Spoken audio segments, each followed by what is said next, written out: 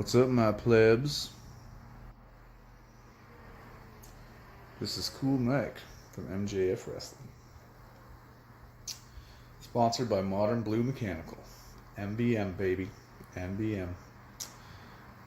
So the reason why Modern Blue Mechanical sponsored the podcast this week is because me and my boss, we went out to a wrestling show, which I'll get into that later. We got fucking destroyed. Just a play on words with the wrestling show. And he paid for the cab ride home. So, there you go. That's all you really need to do. That's all I really need to do to sponsor this guy, I'm telling you. Maybe buy me a couple beers, too. That'd always help. So this week was actually a pretty interesting week in the world of entertainment and independent wrestling. I'm going to start off with the show I just mentioned. The wrestling show is actually, it's at Rickshaw. It's called Rickshaw Wrestling. And the name of the actual event was Destroy Wrestling. It was fucking wild. We had a real good group of guys that came out. It was like well over 10. I think we had like close to 15, a couple girls. It was great. The dudes from Guar were there. They kind of set it up like it was the end of the world type atmosphere. They had like a countdown clock, all that stuff.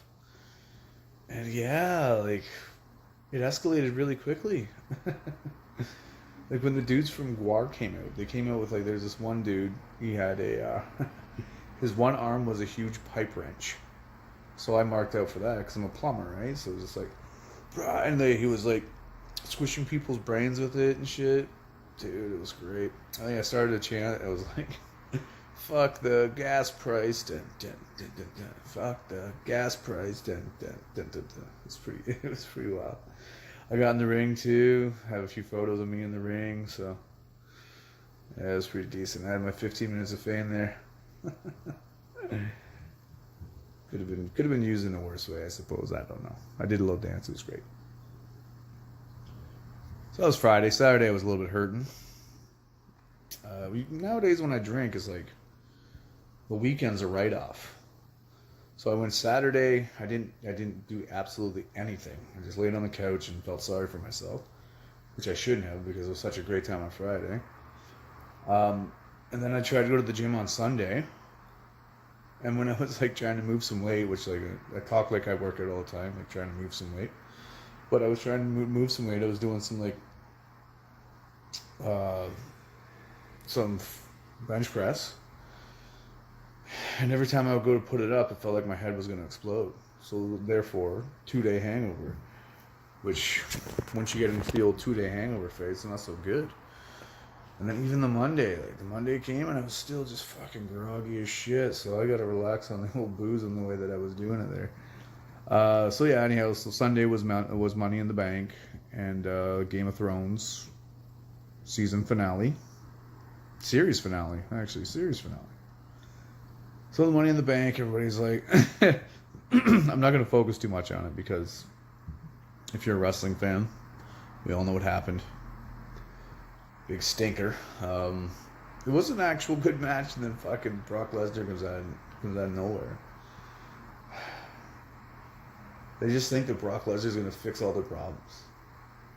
Like a 280-pound to 300-pound fucking juice monkey runs out there and he starts acting like a fucking child on the ladder. He's laughing and carrying on. It was pathetic. Randy Orton, you look at him and he's just like, he like rolled his eyes. It looked like he's so fucking bored of it, man. I'm bored of it too because like anytime like the ratings decrease a tad, they bring Brock Lesnar and like they think he's going to jump the ratings up.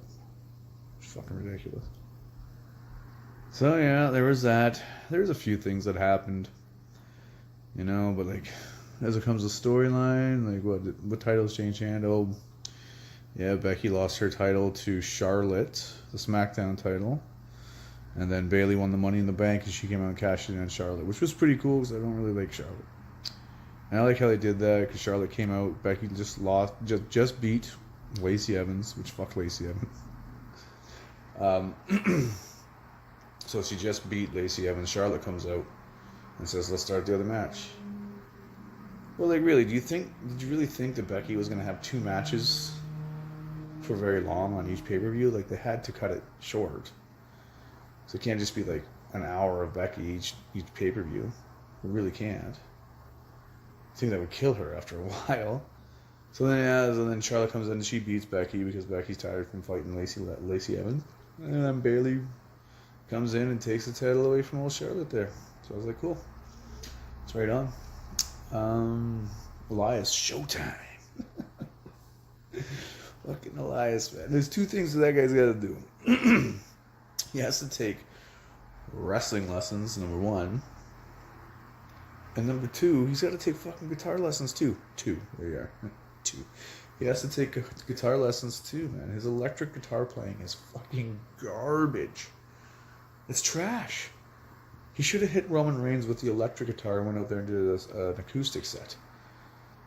Because it was fucking bad. I mean, like, that's not even a year. Like, I've been playing for quite a while, and I was better than that before my first year.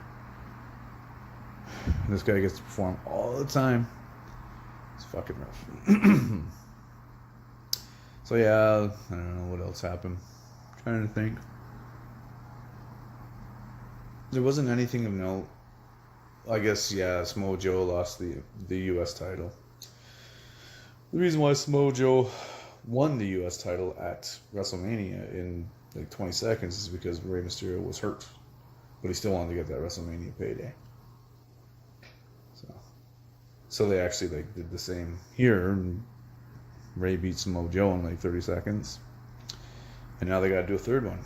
Well, the third one's probably going to be a long match, which it should be. They both deserve it. And I think Joe and Rey could probably work well together. Now, for the third thing that happened this weekend. Game of Thrones. How many of you were disappointed? Yeah. I do understand. You watch anything for as long as Game of Thrones has been on. And it's very similar to wrestling. Because you're trying to book Game of Thrones. Like, you're a couch booker with Game of Thrones as well. Everybody had their own theories about what was going to happen. And this and that. And I think that they just played it safe. I thought it was a horrible case of writing. This whole last season, the 8th season, has just been garbage. They could have got rid of the dragon racing episode, the first one, and focus more on like telling the story of more people, like the fucking Night King and shit. But yeah, Jon Snow kills Daenerys.